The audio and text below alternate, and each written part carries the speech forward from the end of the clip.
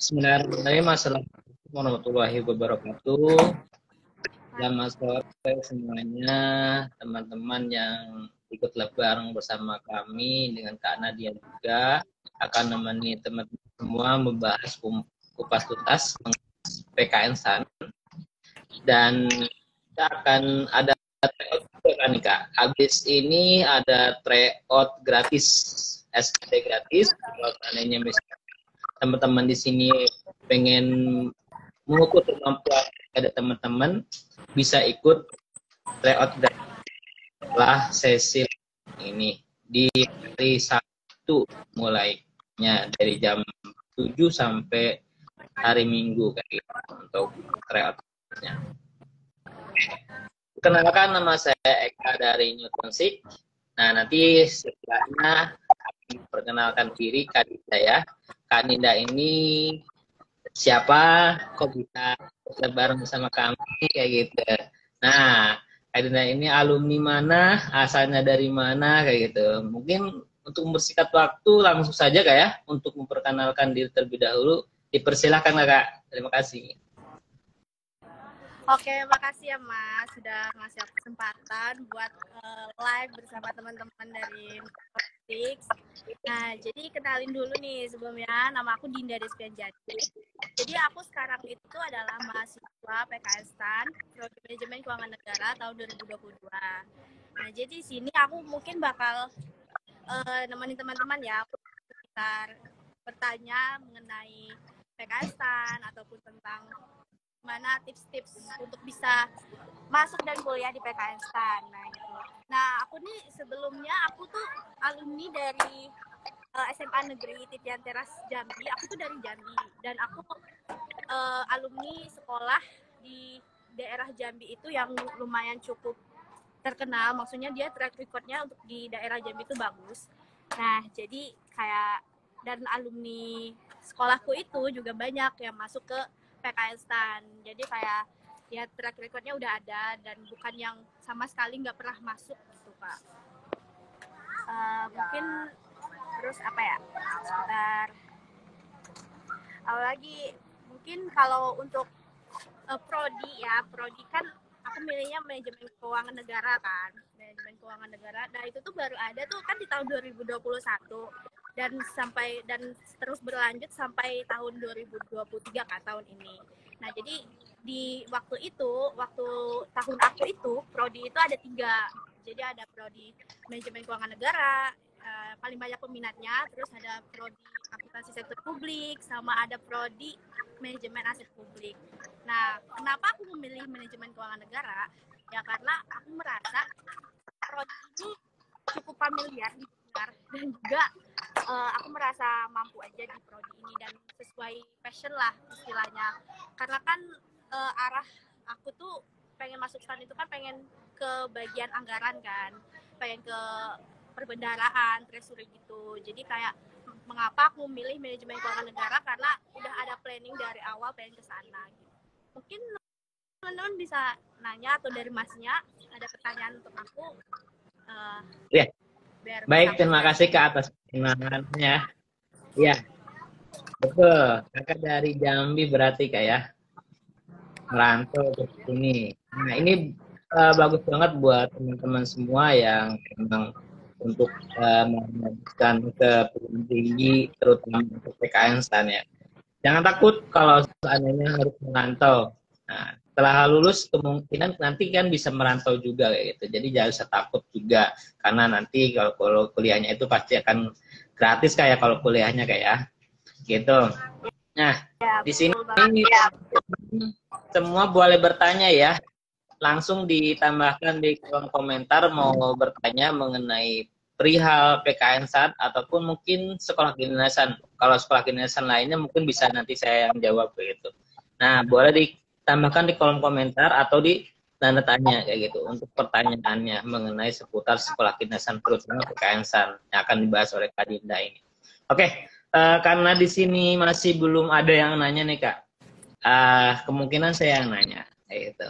Nah, di sini saya mau bertanya mengenai, kan tadi udah dibilang ya, background dari SMK ini itu emang banyak alumni-alumni yang sudah lulus di PKN-san ya. Berarti informasinya itu emang sudah banyak gitu mengenai PKN-san kayak gitu.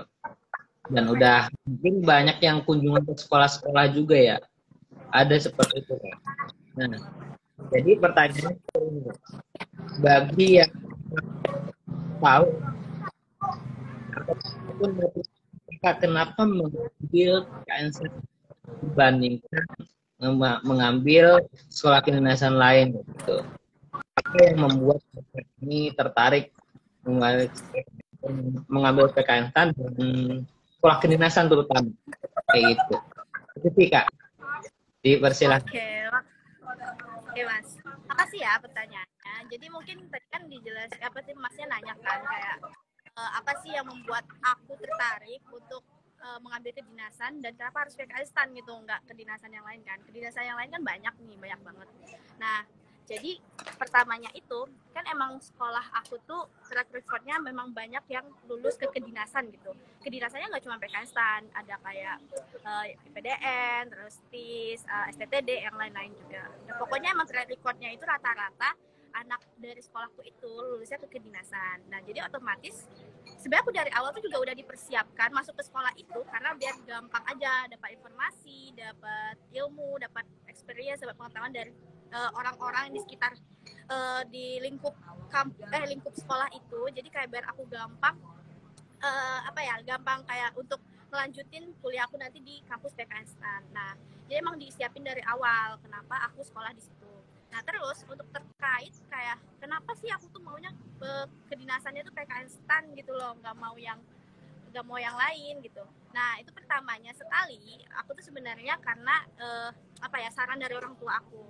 Nah, terutama ayah aku kan. Jadi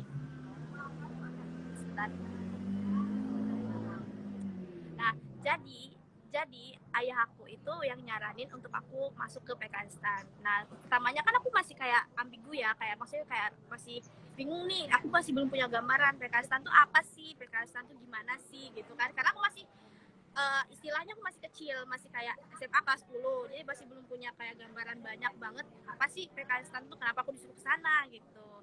Jadi ya akhirnya kenapa aku memilih PKN-STAN tuh kan udah disaranin nih, dan akhirnya jelasin kalau di PKN-STAN itu nanti kamu bakal bekerja jadi ASN, di mana kamu ASN-nya itu bakal bekerja di bagian Kementerian Keuangan, pokoknya di bagian keuangan gitu kan. Nah, jadi aku kayak mikir,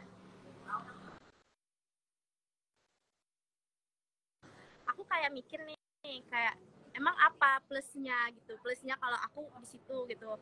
Di sana enak kata ayah aku kan, kayak kamu sekolahnya bakal gratis, terus tuh di sana juga nggak sembarang orang yang bisa masuk, terus kamu kalau lulus di PKN-STAN kamu bakal langsung kerja, kamu bakal langsung ditempatin, terus tuh itu juga nggak main-main, maksudnya tempatnya itu bukan yang kayak kamu bisa milih, dan juga kayak jika kamu mumpuni, punya nilai yang mumpuni ataupun dalam segi akademik lah, itu kamu bakal ditempati tempat kerja yang bagus gitu loh. Jadi kayak pokoknya aku di pertama sekali itu kenapa aku milih PKN-STAN, karena aku udah dijabarin apa yang bakal aku dapet dari PKN-STAN itu. Kenapa?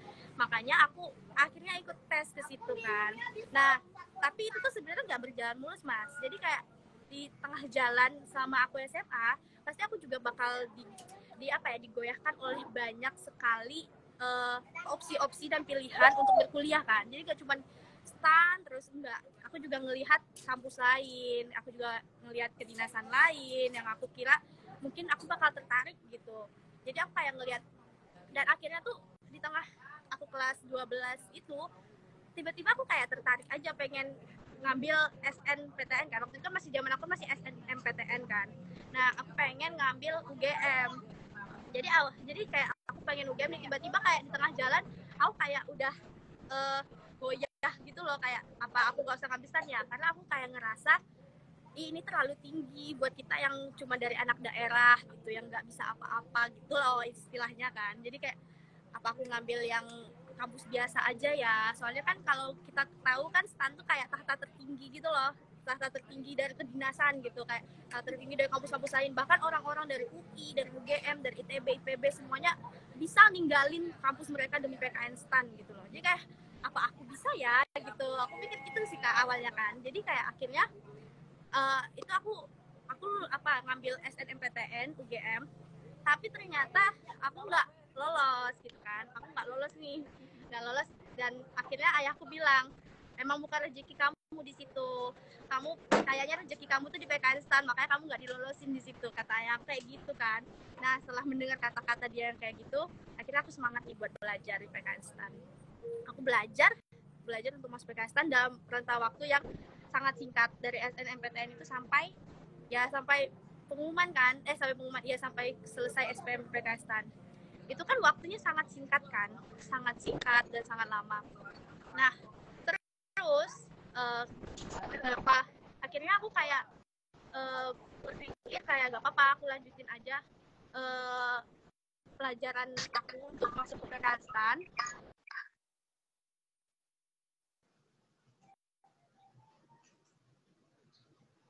Iya, nggak apa-apa Kak.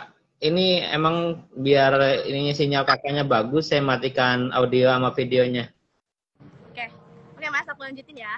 Nah jadi aku memilih, akhirnya aku kayak memutuskan untuk tetap ikut tes di PKN STAN gitu kan, ikut tes SPMB PKN STAN. Nah aku ikut tes itu dalam persiapan yang sangat singkat dan persiapan yang gak banyak, karena aku udah terganggu dari awal kan, kayak fokus aku tuh udah terganggu dari awal. Nah sebenarnya ini disclaimer banget bagi teman-teman yang dengar, jangan ditiru gitu loh, kayak kalian kalau emang punya tujuan dari awal itu fokus aja di satu tempat gitu loh, jangan tergoyahkan oleh yang mungkin kayak kata kalian, bisa dia bilang aku nggak mampu, aku mungkin kayaknya nggak bisa deh, kalian harus yakin dan optimis gitu loh. Nah jadi itu kayak aku kan dalam waktu yang singkat itu aku juga belajar seadanya, kayak aku kebetulan banget aku nggak bimbel kan waktu itu, jadi kayak aku belajar dari buku doang, dari buku. Nah terus setelah itu SKD-nya aku juga belajar aja dengan kemampuan dan dalam rentang waktu yang singkat banget gitu loh. Jadi kayak gak dalam waktu yang lama, persiapan aku tuh benar-benar singkat semua. Terus juga dari TKK-nya kayak apa sih, latihan yang kayak tes fisiknya itu, tes fisik, kesehatan, itu semua kayak aku dalam rentang waktu yang singkat banget aku belajar dan latihannya. Nah di situ kayak tes psikotesnya juga, wawancaranya bahkan bener-bener juga hamin berapa gitu aku baru belajar. Nah itu tuh kan sebenarnya ini tuh bisa dibilang kayak aku mungkin bisa lulus di sini, tapi itu semua tuh kayak gak cuma dari tangan aku gitu loh, tangan aku yang bisa meluluskan aku ke situ. Nah jadi kayak aku tuh kayak pengen ngasih tahu aja nih dari cerita aku ini, kayak pelajaran yang bisa diambil tuh kayak kalau kalian emang punya niat, punya tujuan, kalian udah tahu nih arah kalian mau kemana, masa depan kalian apa, kalian udah tahu mau gambarannya seperti apa, visi misi kalian, itu fokus aja, fokus dan jangan sampai kayak kegoyah gitu loh fokus kalian. Terus tuh juga dipersiapkan dengan matang, dengan baik. Dan juga kalau belajar tuh jangan belajar aja, tapi kalian juga harus banyak-banyak berdoa, banyak-banyak ibadah, banyak berbuat baik ke orang lain gitu loh. Jadi kayak sebenarnya usaha kita tuh nggak bisa berjalan mulus juga kalau usaha kita doang, kita juga harus dapat input dari yang eksternal gitu. Tadi kayak aku bilang, misalnya bisa dari keberuntungan, bisa dari ya ridho Tuhan gitu kan. Jadi kayak kalian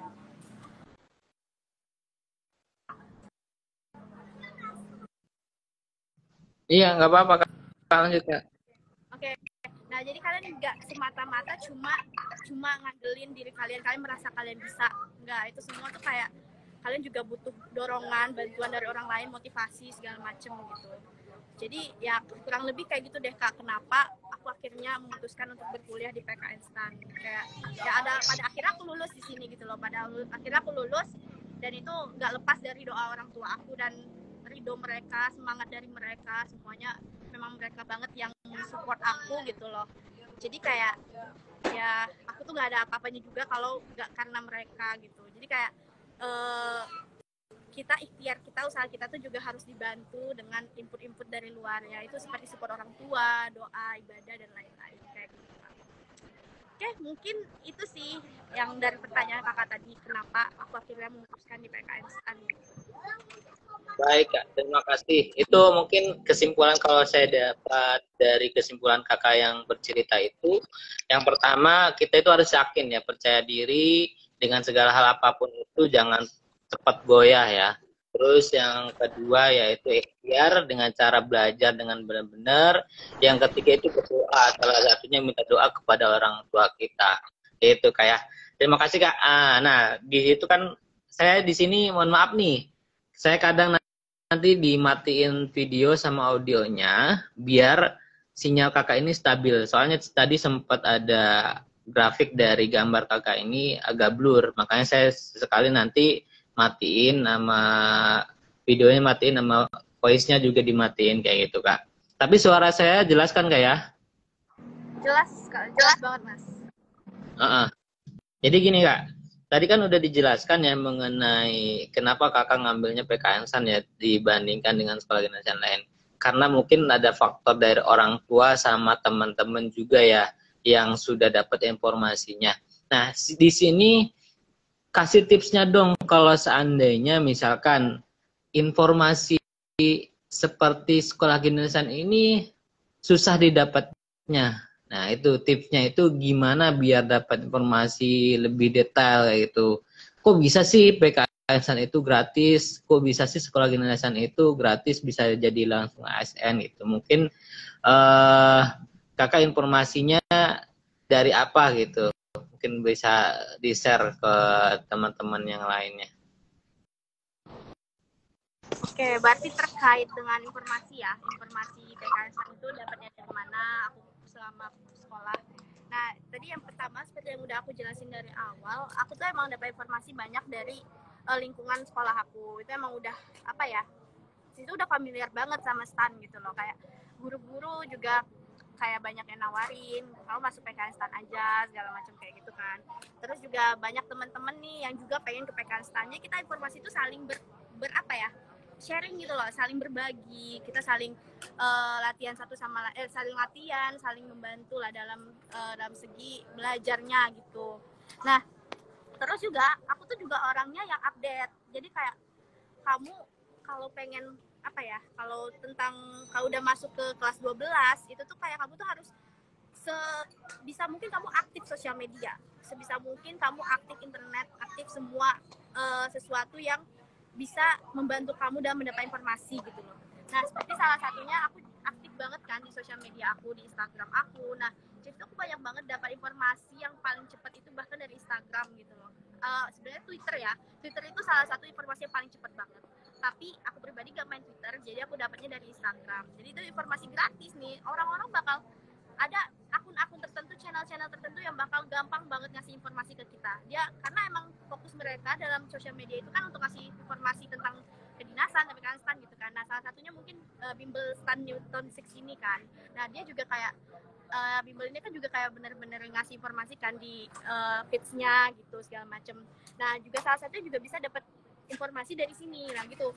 Jadi aku emang ya aktif banget dalam mencari informasi, tapi aku kayak gak terbatas gitu loh, gak terbatas saya satu akun. Mungkin ada banyak akun lah yang aku cari, kayak misalnya nih aku butuh informasi tentang apakah ada tinggi badan dibutuhkan dalam seleksi PKN STAN, tinggi badan, berat badan, atau kesehatan lainnya lah. Itu aku cari. Mungkin kan di internet gak akan ada ya, maksudnya di internet dari segi Google tuh mungkin gak akan ada yang ngasih bener-bener kayak detail informasi gitu. Tapi di Instagram itu ada. Nah, kayak salah satu contohnya di Newton 6 ini juga ada kan, kayak informasi-informasi tentang kedinasan yang kita butuhin gitu. Nah, aku nyari semuanya tuh di Instagram. Jadi kayak informasi gratis tuh gampang kita dapat kalau kita mau berusaha gitu loh. Jadi kayak jangan menutup mata, jangan ngandelin orang yang bakal ngasih informasi ke kamu, tapi kamu yang nyari informasi gitu loh. Karena ya zaman sekarang apa sih yang gak bisa kamu dapetin dari internet gitu loh.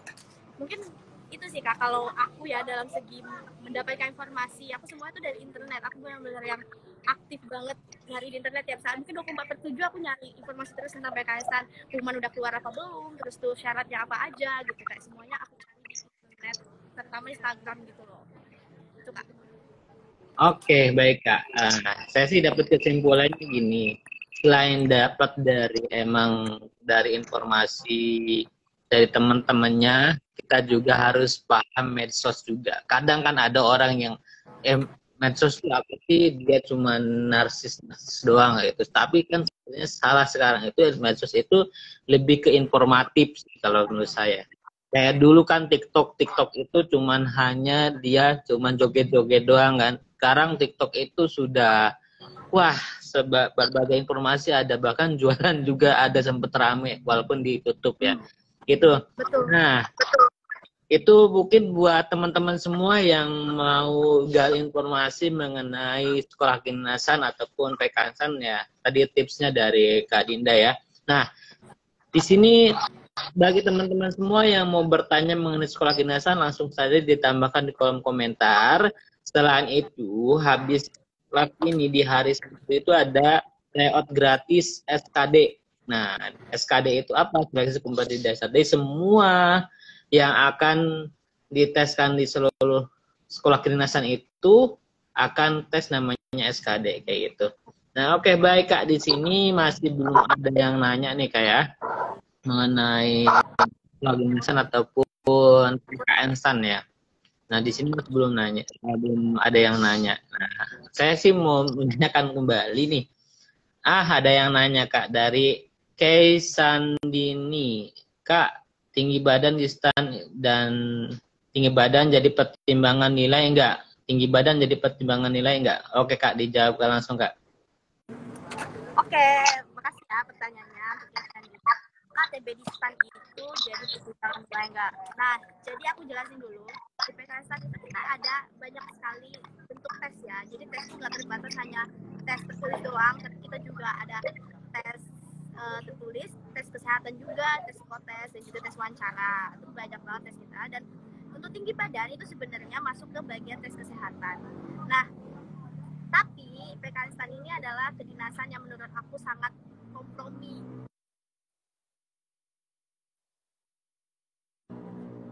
Dari segi komprominya itu sangat besar gitu loh. Dia kayak mereka tuh menilai tinggi badan kita tuh dinilai sebenarnya. Dilihat kita tuh tinggi enggak, itu dinilai sebenarnya. Tapi dalam persyaratan mereka tuh nggak ngasih batasan, minimal nggak ada, maksimal nggak ada. Jadi kayak mereka tuh ngasih kita peluang dan kesempatan sebesar-besarnya untuk tes. Jadi kalian nggak perlu takut kalau kalian mungkin dibilang kurang tinggi ataupun ketinggian atau misalnya kayak gitu, itu nggak apa-apa banget masuk PKN STAN. Kalian coba aja tes, karena nggak ada batasan. Kalian juga punya peluang yang sama kok dengan orang yang tinggi badannya cukup gitu loh, tinggi badannya cukup, yang punya tinggi badannya tuh di rata-rata, itu tuh punya peluang yang sama kita semua tuh dalam tes di PKN STAN. Jadi itu mungkin masuk dalam penilaian mereka, tapi dalam segi maksimal minimal itu dalam persyaratan itu nggak ada. Jadi aman aja, kalau mau tes silahkan, itu nggak ada halangan dan nggak ada kayak peluang kalian sama kok, sama dengan yang lain juga kayak gitu. Oke, thank you. Sama-sama. Oke, baik Kak. Langsung ke pertanyaan berikutnya Kak, boleh langsung saja tambahkan di kolom komentar ya mengenai sekolah kedinasan dan PKN STAN. Sebelum ada yang nanya, tadi kan sudah menyinggung mengenai tinggi badan ya Kak. Nah, di sini ada nih, waktu kemarin itu ada yang nanya mengenai patah tulang. Nah, ini patah tulangnya nggak tahu tangan atau kaki nggak? Bisa nggak daftar PKN STAN dan berpengaruh nggak pada tes kebugaran nanti?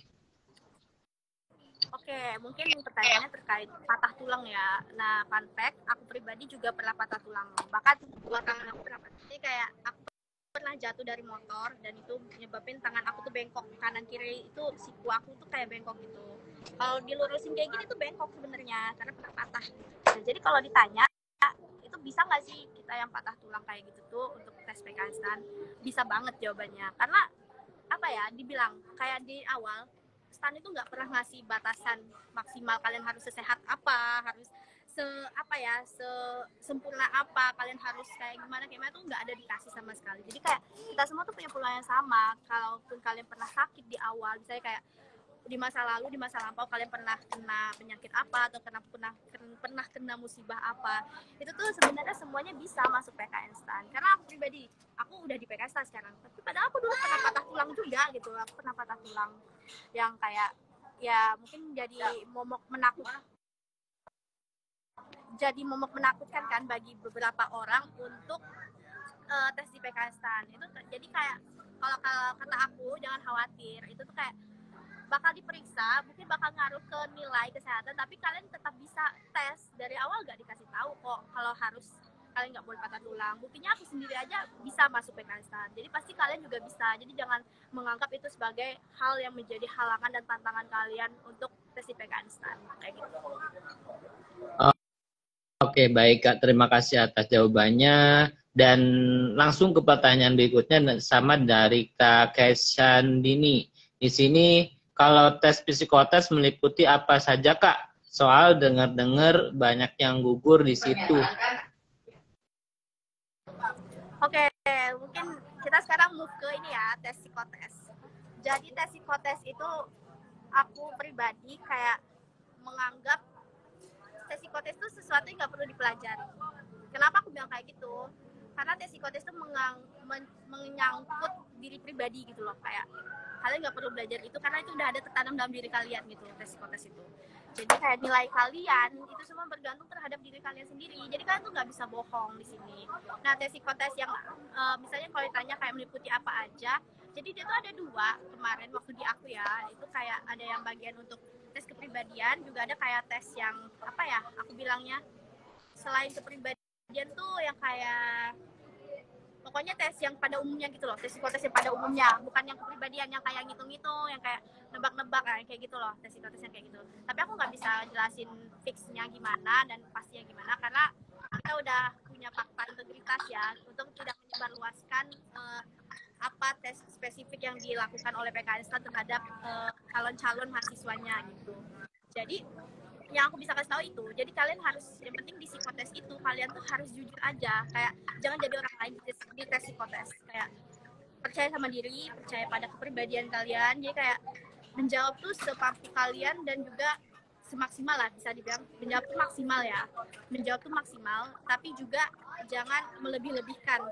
Kalau emang kalian tuh kayak gini, ya udah kayak gini aja, jangan dibohongin, karena yang meriksa ini nanti tuh benar-benar dari penguji orang-orang psikolog gitu loh.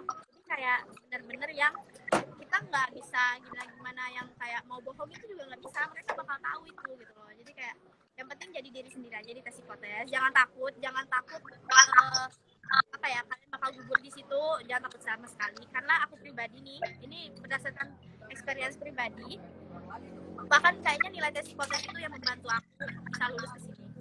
Kenapa? Tes psikotes sama tes kesehatan di kebugaran itu dibagi 2 nilainya, 50-50 kan, karena mereka di 2 hari yang berurutan, jadi tesnya digabung, jadi nilainya 50-50. Nah, aku merasa nilai kesehatan dan kebugaran aku tuh kecil kayaknya nih, tapi dengan aku dengan aku psikotes aku maksimal, nah itu tuh benar-benar ngebantu aku banget ngangkat nilai tes kesehatan aku. Jadi kayak jangan takut gugur di tes psikotes, malah bahkan bisa jadi itu yang ngebantu nilai kalian untuk bisa lolos ke tes selanjutnya kayak gitu. Oke Kak, sebenarnya saya ada pertanyaan, tapi saya lanjut ke pertanyaan berikutnya saja Kak, dari Kak Hendra Irawan nih, 77 nih. Kak, boleh share tips buat bikin schedule latihan belajar buat persiapan PKStan dong? Soalnya kan udah dekat SNBT juga nih. Nah, tipsnya itu bagi schedule-nya setiap harinya itu apa-ngapainnya, boleh Kak dijelaskan tips-tips?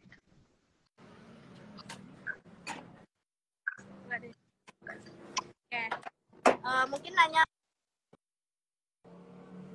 sebentar.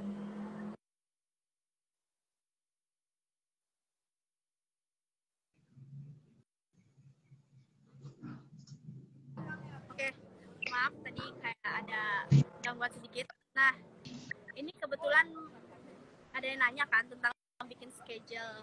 Jadi bikin schedule latihan itu bisa kalian buat tuh nggak harus apa ya, nggak harus yang kayak buat di bagian notes atau gimana, itu bisa jadi pilihan lah, bisa dibuat di notes kalian, di opsi kalian nulis kayak jadi schedule kalian apa aja, atau bisa juga jadi opsinya tuh kalian nulis di kalender kalian di HP, itu juga bisa.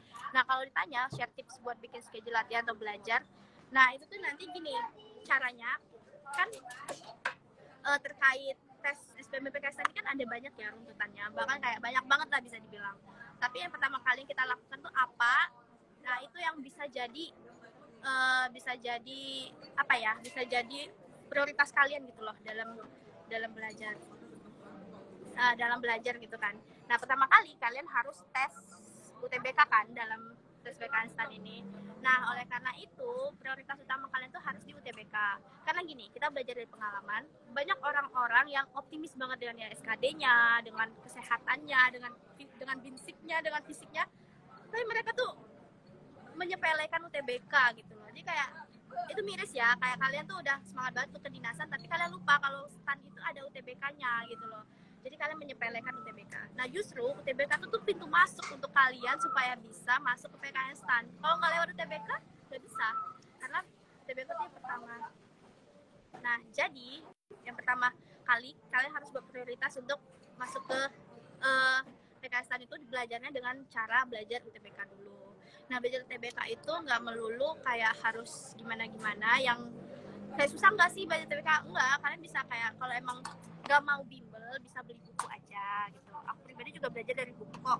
Nggak, buku itu kayak cari buku yang benar-benar ya, yang nggak apa ya, maksudnya yang dilihat lah kisi-kisinya apakah sesuai dengan jadwal dengan apa ya, kisi-kisi tahun ini atau enggak gitu, dilihat. Kalian harus jangan minim informasi gitu loh.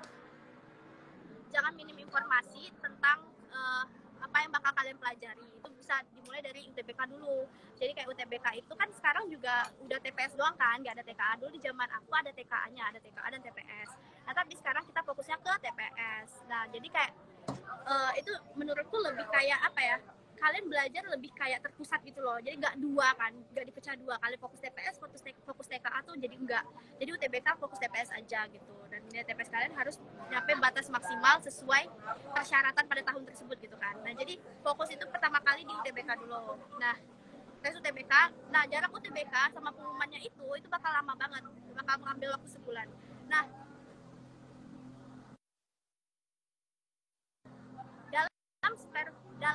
dalam spare waktu kalian sebulan itu kalian bisa pakai untuk belajar SKD. Jadi kayak berurutan apa yang bakal tes duluan itu yang dipelajari. Jadi habis UTBK, setelah selesai UTBK kalian belajar SKD. Jadi SKD itu sebenarnya boleh dari awal banget, dari kelas 12 ini.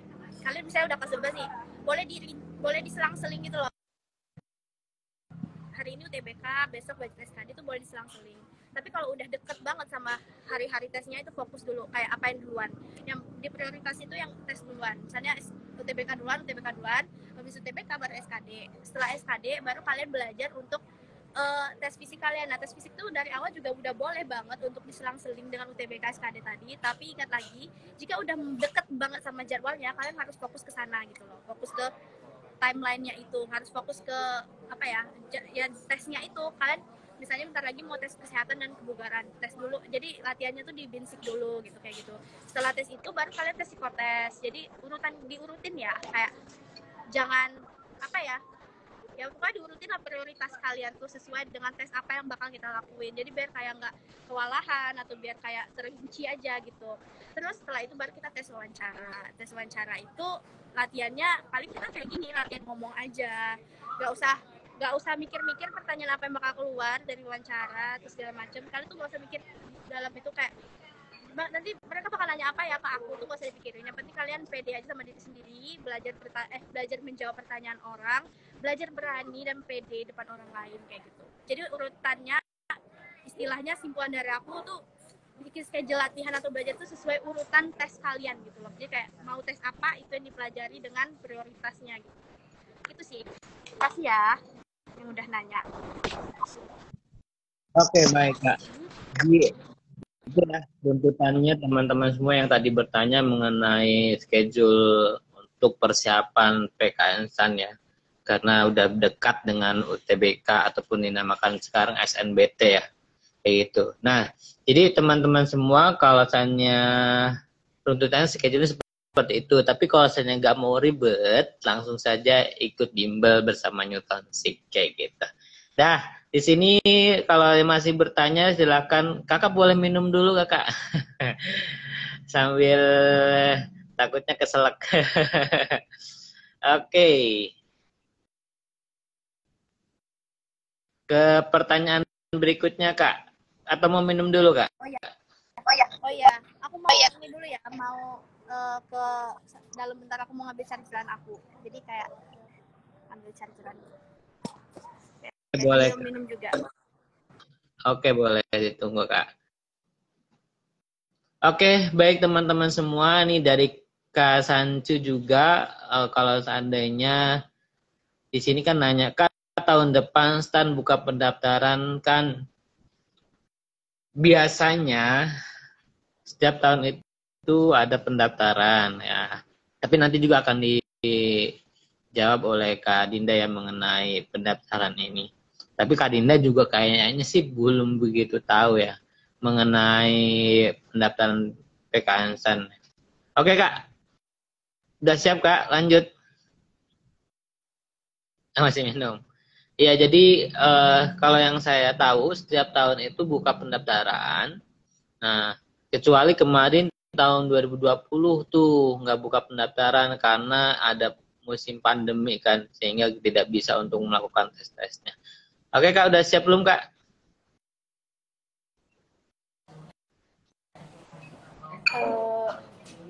Apa kayak berisik gitu ya di situ? Coba, aku lagi di dalam misalnya.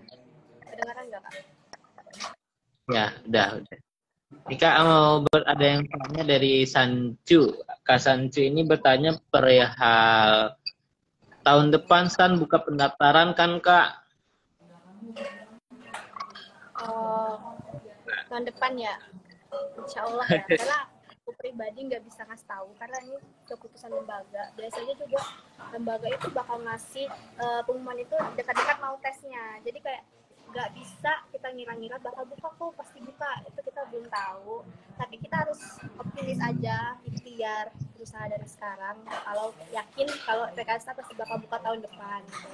Dan aku pribadi juga kemarin nganggapnya kayak gitu kan aku kan 2022 nih, nah di tahun 2020 itu kan PKS kan tutup ya, itu benar-benar udah jadi momok banget bagi aku, kayak apa nanti di 2022 juga bakal tutup ya itu PKS kan, ternyata enggak, ternyata tutupnya 2020 doang. Jadi kayak kita tuh optimis aja sama diri kita, kayak belajar aja dulu, optimis dulu gitu.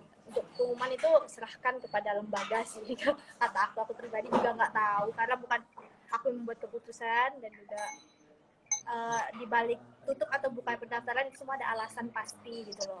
Lembaga juga nggak asal-asalan ngasih keputusan itu, bisa jadi ada alasan di balik mereka mau memperbaiki kampus atau apa, kita nggak tahu kan. Jadi kayak yang penting optimis, belajar dan ikhtiar aja kayak gitu ya. Iya benar Kak, kemarin tahun 2020 itu gak buka kan karena pandemi ya, pandemi sama dibuka untuk asrama ya, lagi pembangunan asrama, sehingga emang bertepatan banget untuk kesiapan buat asrama. Terus emang dulu itu tahun 2019 itu isu-isu mengenai apa sih yang aliran-aliran kayak gitu kan, biar orang anak-anak STAN itu tidak terdoktrin dengan aliran-aliran yang keras kayak gitu. Nah, oke Kak, ke pertanyaan berikutnya di sini dari bukan pertanyaan ya, pernyataan kayaknya nih. Dari Hendra Irawan. Ini juga lagi dagdikdukser katanya. Soalnya penasaran bakal berubah apa enggak nih peraturan SMBT-nya. Takutnya ganti lagi isi subtitle. Nah, ini boleh jawab dulu kan, nanti saya akan nambahkan juga. Oke, sebenarnya ya itulah yang namanya hidup ya, banyak perubahan gitu loh, banyak reformasi yang terjadi, banyak perubahan yang terjadi. Tapi itu sebenarnya menurut aku pribadi itu menguntungkan sih. Waktu zaman aku kan ada TPS sama TKA. Nah di tahun itu cuma ada TPS, itu kan kayak menguntungkan banget ya. Cuman ya itu mungkin orang-orang bakal yang mau tes di tahun itu bakal kaget gitu loh sama perubahannya. Padahal itu sebenarnya dalam segi yang menguntungkan gitu loh. Bakal terpusat pelajaran yang bakal kalian pelajarin kayak gitu. Nah kalau aku pribadi kemarin juga perubahan dari subtes tuh waktu di tahun aku nggak ada karena emang sama-sama pakai TPS sama TKA. Tapi yang 2023 ini ada perubahan kan dari TPS TKA jadi TPS, jadi subtesnya ganti ya. Itu yang penting kita persiapkan dijalankan dengan baik aja deh dari awal, karena kita nggak tahu perubahan sama sekali, kita nggak tahu peraturan syarat dari lembaga itu, kita masih belum tahu banget, masih blind banget ya, masih buta banget, kayak kita nggak tahu bakal ngelakuin apa nanti gitu, kayak bakal apa yang bakal keluar syarat-syaratnya. Yang penting kita optimis aja, belajar sesuai schedule yang udah kayak aku rinciin tadi, kayak sesuai urutannya gitu. Yang penting kita optimis aja kayak gitu ya, jadi jangan takut gitu. Betul Kak. Saya tambahin dikit. Ya intinya sih segala proses itu bisa jadi berubah gitu. Yang penting kita adalah ikhtiar dulu. Kita ikhtiar yang kita bisa lakukan sekarang. Jangan sampai kita udah berpikiran yang menakutkan ataupun kedepannya takut gini takut gini. Ya enggak, intinya sekarang yang bisa kita lakukan apa dulu gitu, baru kita laksanakan gitu. Jangan sampai kita sebelum melakukan tesnya sudah down duluan, udah yang ada sudah down, sakit, gak bisa tesnya, itu yang bahaya bagi diri kita kayak gitu. Oke Kak, ke pertanyaan berikutnya di sini dari Hendra Irawan juga. Tapi 2024 tetap bakalan ada SPMBK Kak, berbarengan ada pemilu juga soalnya. Ya, mau jawab dulu Kak atau saya langsung jawab nih? Boleh jawab dulu Kak. Oke, jadi itu juga ada masuk di pertanyaan di komentar TikTok aku ya. Waktu itu ada yang nanya juga kayak gitu, apa bakal buka kalau 2024 bakal ada pemilu gitu. Jawabannya kita optimis aja buka, soalnya gini, melihat tahun-tahun lalu 2019 kan juga pemilu ya, nah itu juga buka, pendaftarannya tetap buka, kayak nggak ngaruh kok. Emang apa ngaruhnya pemilu sama pendaftaran SPM BPKN sekali gitu. Jadi kayak kita, kalaupun mereka memutuskan untuk menutup pendaftaran, ya itu berarti ada alasan dibalik itu. Tapi kalau melihat track record tahun lalu, tahun-tahun yang sebelumnya, jika terjadi pemilu mereka tetap buka. Jadi kayak nggak ada alasan untuk tutup karena pemilu gitu. Jadi kayak optimis aja, tetap belajar ya. Iya betul. Ini kan kita nggak bisa perkirakan ya. Ini pendapat dari Kak Dinda seperti itu. Pendapat dari saya juga. Mungkin kalau seandainya kemarin 2020 itu nggak buka karena pandemi, sehingga untuk tesnya itu kan kalau pandemi kan nggak boleh deket-deketan, ataupun dalam satu ruangan itu tidak boleh banyak orang ya. Sedangkan STAN ini harus beribu puluh ribu orang untuk yang daftar tesnya itu banyak, sehingga mungkin tidak bisa melaksanakan. Kalau misalnya untuk pemilu, kayaknya emang sih sekarang ini, bukan sekarang ini, bertahun-tahun itu mengenai pemilu itu bisa saja hal apapun itu bisa tercancel ya, kayak gitu. Tapi kalau untuk secara logikanya, kenapa kalau seandainya pandemi itu berpengaruh untuk tes, yaitu karena harus menjaga jarak. Sedangkan untuk pandemi kan nggak ada alasannya untuk dia memberhentikan untuk tes untuk di STAN, kayak gitu. Itu sih kalau pendapat dari saya gitu. Nah, di sini ada pertanyaan berikutnya kan nih, Kak Dinda nih dari Kak Clarissa. Nah, di sini Kakak, ini pertanyaannya udah saya aja Kak yang jawab Kak. Kakak, aku kelas 11, sekarang mau gabung SS, kira-kira bulan apa ya? Nah, di sini kita namanya Bimbel Newton Sik Kak. Nah, di sini untuk kelas 10 sudah ada yang mulai persiapan, yaitu baik untuk persiapan PKN-san, IPDN, SETIS, dan lain-lain sudah ada persiapan. Boleh kapan saja untuk buka pendaftaran, itu kita untuk bulan ini sudah ada pendaftaran. Langsung saja DM atau hubungi kontak bimbel kami. Seperti itu Kak. Oke, lanjut ke pertanyaan berikutnya. Di sini belum ada pertanyaan berikutnya Kak. Nah, tadi kan sempat saya mau bertanya tapi banyak yang nanya, nggak apa-apa. Di sini kalau seandainya ada yang bertanya juga nggak apa-apa, di sini ditambahkan di kolom komentar. Nah, pertanyaannya itu Kak dari saya tadi kan mengenai perihal TKK kebugaran sama psikotes, kan penilaiannya itu digabung ya. Nah, saya masih bingung nih, soalnya banyak juga yang siswa kami ini di sini dia kebugarannya kecil sama kondisinya sama kakak. Tapi kebugarannya kecil, tapi nilai psikotesnya gede sehingga lolos. Gitu. Ada yang psikotesnya gede juga, tapi TKK-nya kecil juga ada yang nggak lolosnya. Itu yang saya masih, ya itu yang kakak alami aja deh. Jangan, itu kan sebenarnya ranah dari kebijakan dari PKN-san gitu. Dari pengalaman kakak itu kayak gimana sih mengenai porsi dari penilaian dari TKK sama ini tadi psikotes kayak gitu.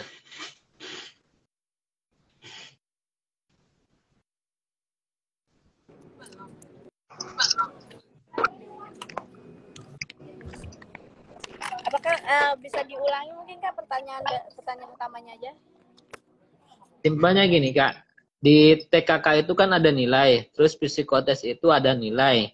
Nah kan digabung tuh, porsinya itu kayak gimana sih? Pembagiannya 50-50 atau kayak gimana? Oke, mungkin untuk menjawab pertanyaan itu, aku kayak bisa dibilang kalau dari pengalaman aku ya, ini pengalaman aku pribadi, itu dibagi 50-50 dan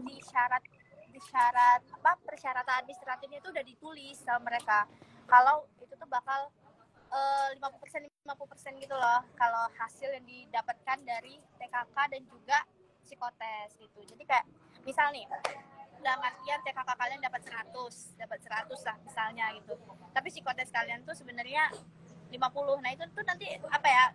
Proporsinya itu bakal dibagi 50-50 gitu loh. Jadi kayak enggak jadi satu. Misalnya kalian ini tinggi banget di TKK, tapi rendah banget di psikotes, itu mungkin bisa bikin kalian nggak lulus juga. Jadi kayak kalau bisa saran aku tuh kayak semuanya rata-rata aja, standar gitu loh, melewati standar. Jadi jangan ada yang ketinggian, maksudnya jangan ada yang kerendahan gitu loh. Jadi kayak karena dia emang konsepnya mereka dibagi dua.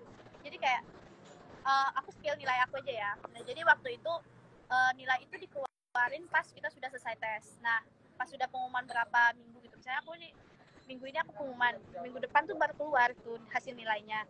Dan nilainya cuma 1, padahal aku tes 2 kan. Aku tesnya TKK, bahkan 3 lah. Tes kesehatan, kebugaran, sama psikotes. Nah, tapi yang keluar itu nilai cuma 1. Itu artinya kan semuanya dibagi kan. Ada proporsinya masing-masing. Proporsinya itu dibagi 2 gitu loh. Jadi kayak nilai aku waktu itu kecil sih. Itu karena emang nggak maksimal. Nilai aku waktu itu kalau nggak salah 69. Dalam artian bisa 100 kan sebenarnya nilai itu, tapi nilai aku 69. Tapi alhamdulillah itu bisa lolos gitu. Jadi kayak nilainya itu dibagi dan cuma keluar 1 doang. Jadi kayak kalau tanya bingung gimana, pokoknya maksimalin aja di ketiga-tiganya itu, di kesehatan, kebugaran, sama psikotesnya dimaksimalin aja. Karena ya jangan ada yang timpang sebelah gitu loh, karena dapat mempengaruhi satunya gitu. Kayak gitu sih kalau menurut aku. Oke, baik Kak. Tapi di sini ada juga dia itu nilai TKK-nya itu ada nilainya 63. Nih, ada yang ini nilainya 63, tapi pas psikotesnya itu kan nilainya nggak keluar tuh. Tapi dia lulus. Tapi ada yang nilai TKK-nya itu 68. Tapi pas dia pas psikotesnya itu tiba-tiba nilainya itu nggak lolos. Kan karena psikotes kan nggak keluar ya nilainya nggak ya. Nah ini yang masih mungkin itu rahasianya Stan ya, yang kita kan nggak tahu gitu. Kenapa bisa kayak gitu? Gitu. Bingung sendiri, Kak, kita juga bingung. Ada ya, model-model gitu. Ya, benar-benar kayak kita nggak tahu juga apa dibalik cara penilaian mereka, tapi yang transparan yang tergambar itu sebenarnya mereka tuh udah termasuk transparan banget ya. Kalau bilang masih nilai kayak UTBK nilainya ada, SKD ada, terus apa lagi ya? Habis SKD TKK juga keluar nilainya. Wawancara aja sih yang nggak ada nilainya, kayak ya nggak dikasih tahu gitu, nggak di-spill yang secara garis besar. Nah, tapi kayak semuanya itu sebenarnya udah termasuk transparan gitu loh kalau untuk PKN STAN ini nilai-nilainya. Dan cuman kalau dibaliknya itu kita kan nggak tahu. Mungkin ya setiap perusahaan, setiap instansi itu ada rahasia masing-masing kan yang membuat mereka mengapa memilih mahasiswa ini untuk menjadi mahasiswa tetap di PKN STAN kayak gitu. Oke, baik kan. Terima kasih untuk jawabannya. Nah, intinya sih dari setiap tes itu terus ikhtiar dan berusaha apa yang kita bisa lakukan, itu gak usah takut di sini dan lain-lain kayak gitu. Banyak sih kayak yang pertanyaan kayak gitu, ada yang orang tuanya misalkan kak ada jalur belakang enggak gitu, orang enggak kayak gitu. Kalau seandainya emang murni kak, nah yang kakak rasakan sendiri seperti apa kak, karena di sini masih belum ada yang bertanya lagi nih. Gimana tuh jawabnya kalau ada orang yang seperti itu meyakinkan bahwa PKN itu benar-benar murni, itu gimana gitu? Apa nih kak tadi, meyakinkan? Ya, meyakinkan yang orangnya itu mindsetnya itu, pikirannya itu bahwa sekolah keindonesiaan itu dia menggunakan nilai apa banyak yang dari orang belakang kayak gitu, ataupun bayar kayak gitu. Nah, meyakinkan bahwa sekolah keindonesiaan itu benar murni tes gitu. Oke. Jadi kalau kata aku, PKS itu benar-benar yang apa ya, transparan banget. Jadi kayak mereka benar-benar menjunjung tinggi integritas dan mereka sangat menolak yang namanya ada KKN di dalamnya gitu loh. Jadi kayak benar-benar yang kayak kita nggak nerima pembayaran apapun, gratifikasi apapun, kayak kita nggak nerima apapun itu. Mereka bakal kayak gitu. Karena dia benar-benar, PKS ini kan sangat krusial ya, karena mereka menghasilkan calon-calon penggawa keuangan negara gitu loh, yang bakal menjadi fondasi utama di Indonesia tentang perekonomian Indonesia, pertumbuhan dan pembangunan di Indonesia. Mereka yang memegang gitu loh peranan-peranan penting dalam segi keuangan dan perekonomian. Jadi kalau mereka menerima calon-calon mahasiswa yang tidak apa ya, yang dari awal aja integritasnya udah nggak ada, yang kayak gimana-gimana, itu bakal jadi apa nanti Indonesia. Dan penempatannya itu kayak di penempatan nanti juga bakal kayak entah mereka bakal ngelakuin apa, kan banyak kan, ini kan krusial banget ya, soalnya kita pegang uang nih, uang negara, uang rakyat yang kita pegang. Makanya benar-benar PKS itu sama sekali sangat menentang yang namanya uang pembayaran di muka untuk tes, gratifikasi, korupsi, semuanya tuh sangat ditentang. Dan itu kita pun juga di sini tentang integritas itu kayak DO, kayak kita gampang banget DO kalau misalnya kita melanggar integritas gitu loh, yang kayak pokoknya integritas akan ditekankan di sini. Jadi kayak yakin aja, percaya kalau jujur PKS itu nggak ada apa ya yang namanya praktik-praktik KKN di dalamnya, itu nggak ada dalam SPMB-nya. Benar-benar murni kemampuan kalian.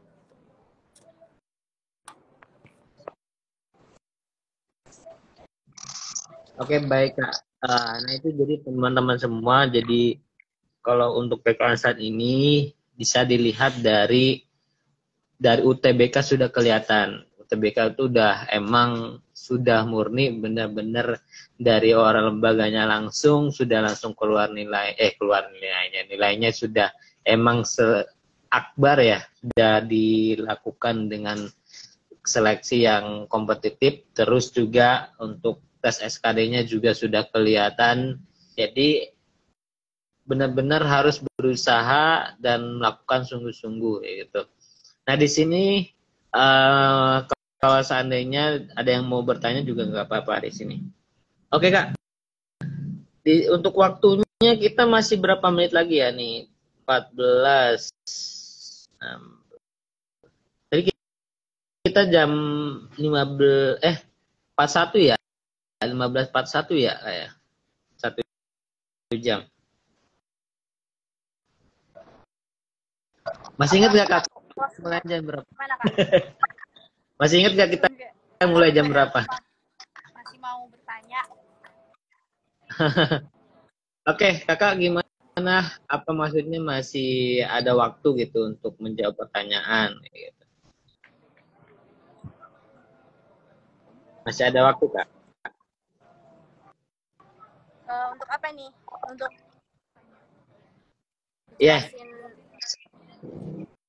Ini aja kak. Untuk ini kak, motivasi saja sih, motivasi atau poin-poin yang emang buat calon kedinasan ini biar ini kan ada yang mengenai sudah dekat UTBK masih takut, terus mengenai takut pembukaan PKN-san kayak gitu. Mungkin kasih poin-poin atau moto biar ataupun tips dan triknya gitu mengenai PKN-san, Kak. Dipersilakan, Kak.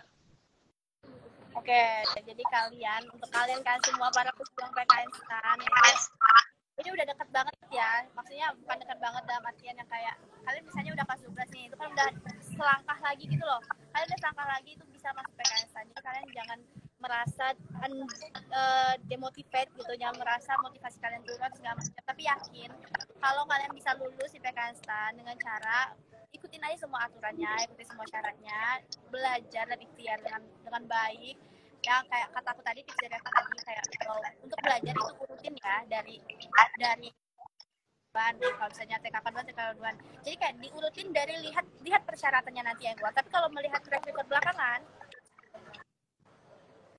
kalau track record belakangan itu yang pertama kali itu UTBK, SKD, terus tuh TKK, psikotes, sama wawancara. Jadi semuanya tuh diurutkan biar time schedule-nya tuh terarah gitu loh. Jadi kayak motivasinya dikuatin, minta dukungan orang tua, minta dukungan orang sekitar. Jadi kayak minta support ya. Support tuh sangat penting loh. Kayak kalau orang tua nggak support kalian bakal merasa terturun kan motivasinya. Jadi kayak minta support orang tua, support orang terdekat, support guru, bahkan kayak semuanya minta informasi dari mereka. Jangan takut untuk bertanya. Kalaupun kalian mau nanya aku juga nggak apa-apa. Sebisa mungkin aku jawab karena banyak juga pertanyaan yang masuk dan nggak sempat aku jawab karena aku sibuk banget, lagi sibuk ujian juga sekarang di sini di PKN-san.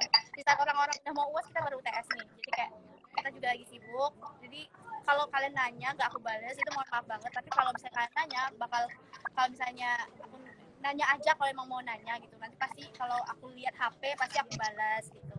Jadi dan juga jangan jangan membatasi diri untuk mencari informasi. Ya kayak jangan takut. Kalian tuh udah banyak lihat bukti nyata di sekitar kalian. Orang yang nggak ada apa-apanya kalau kata dia sendiri kayak aku nggak bisa, aku nggak ada apa-apanya. Itu bisa kok lolos PKN-STAN. Itu tuh nggak ada.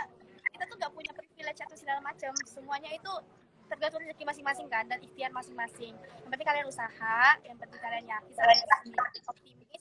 Kalau nggak ada yang nggak mungkin juga ini. Peluang kita semua sama PKN-STAN. Jadi jangan takut dan jangan lupa untuk terus cari informasi dan juga minta dukungan dari orang tua serta banyak-banyak berdoa ya untuk tes PKN-STAN tahun ini. Semangat para pejuang PKN-STAN, ditunggu di kampus Aliwardana tahun ini. Oke, terima kasih Kak atas kesempatan dan waktunya mengganggu kegiatan yang sibuk ya, super sibuk, mau sudah mau UTS ya, UTS. Tadi aku kemudian atansi. Baik Kak, terima kasih dan semoga urusan UTS-nya dan urusan-urusan lainnya dilancarkan karena ini sudah memberikan informasi yang baik buat teman-teman semua yang ikut lab bareng di sini. Semoga ini hal awal ya kayak untuk lab-lab berikutnya biar kita bisa berbagi informasi mengenai sekolah kedinasan terutama PKN-SAN. Saya terima kasih banyak yang kedua kalinya. Mohon maaf. Terima kasih banyak kesempatannya untuk ngobrol-ngobrol sama teman-teman di teman-teman dari Newton Six dan teman-teman semua lah pokoknya. Aku senang juga bisa berbagi sama kalian semua. Jadi kayak tanya aja pokoknya kalau mau nanya. Iya, boleh datang juga Kak ke bimbel, boleh bisa ngajar juga kalau ada waktu. Ya. Jadi kalau ada waktu ya. Bicarakan ya. Iya boleh. Kan katanya kosannya deket di sini ya. Aku di PJMI juga. PJMI juga, ya boleh nanti untuk bisa bantu-bantu. Menambah-nambah uang jajan ya Kak ya. Ya, terima kasih atas ketepatan dan waktunya. Saya tutup Kak ya. Wabillahi taufiq walhidayah. Wassalamualaikum warahmatullahi wabarakatuh. Terima kasih. Terima kasih semua.